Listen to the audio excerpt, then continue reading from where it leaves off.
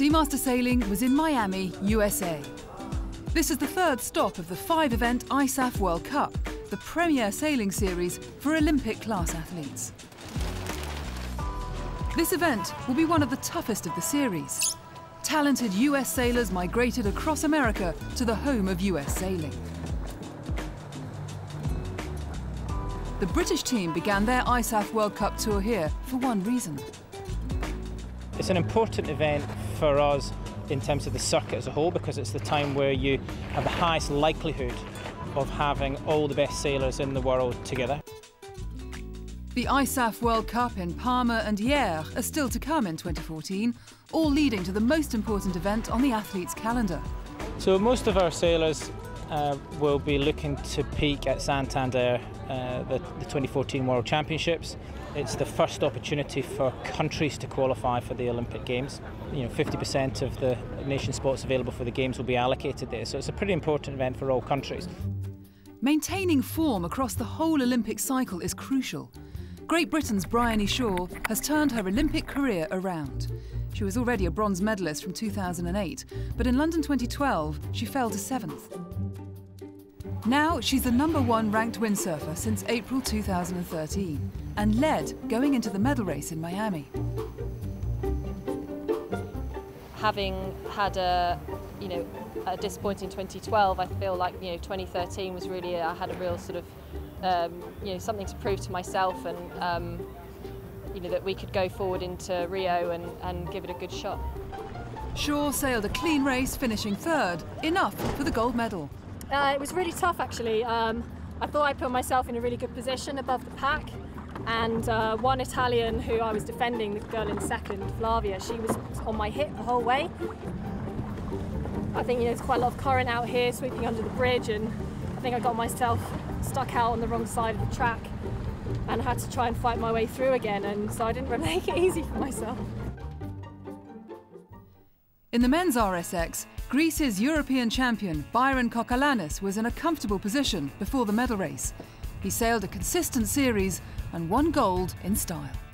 I'm very excited. It's really good to win this race. It's one of the most important races of the World Cup, so I'm really happy. What can I say?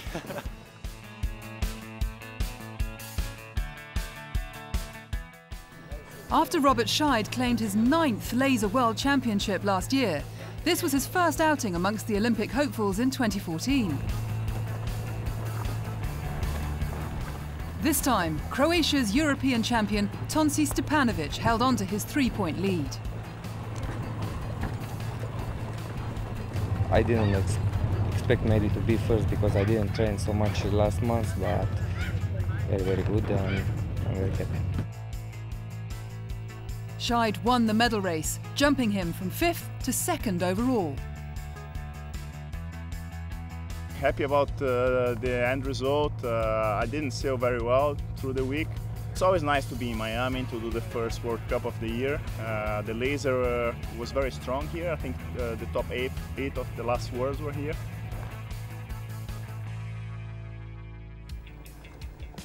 Sophie Wegulin and Edith McIntyre from Great Britain established a 6-point advantage before the medal race in the 470. After a poor start, it was their downwind speed that helped them secure the gold medal. Yeah, really happy. It was a bit of a nerve-wracking race. We came from behind, didn't have a very good start, so we relied a lot on our downwind boat speed, which we've been working on over the last few weeks, and luckily it came through for us. This was the Brits' first World Cup victory, and kept the former 470 world champions Camille Lecointre and Hélène de France at bay. In the men's 470, America's Stu McNay and Dave Hughes had a 1-point lead over the French pairing of Sophien Bouvet and Jérémy Millon. The concluding race saw the Americans drop to 9th and the French place 4th, enough to claim the gold medal position. Yeah, really happy because it was really close. The regatta didn't add many races, so it was everything to play on the medal race, and we did the job. We succeeded to be in front of American guys. That was the goal because we wanted to win the regatta, but also we had to do a good medal race to be first. This was a significant win, It was the first time since November 2011 that Australian Matthew Belcher hasn't been on top. It's a really good feeling for us. We were close to beat them in the European last year. We did second just in the medal race, so we are happy to do that, and we expect to do the same in the future. Australian Oliver Tweddle had his eye on his first ISAF World Cup gold. He was in position, leading before the medal race, but a tricky light wind final saw him fall to 9th. Great Britain's Giles Scott capitalised, winning the medal race. Very happy, yeah.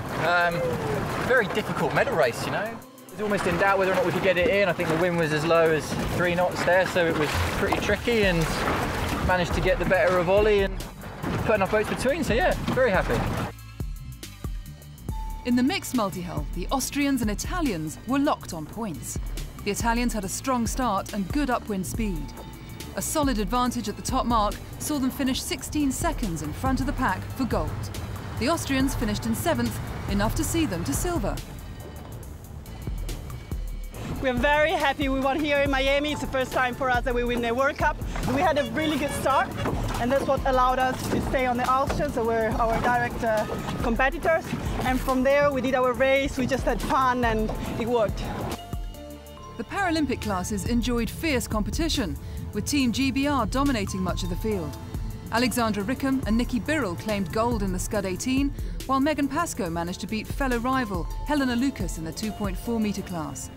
The sonar was taken by Bruno Jourdain, Eric Flageol and Nicolas Vimont-Vickery from France, with the British trio just behind. Next up on the ISAF World Cup Tour, the fleet move over to Europe, to Palma, Spain.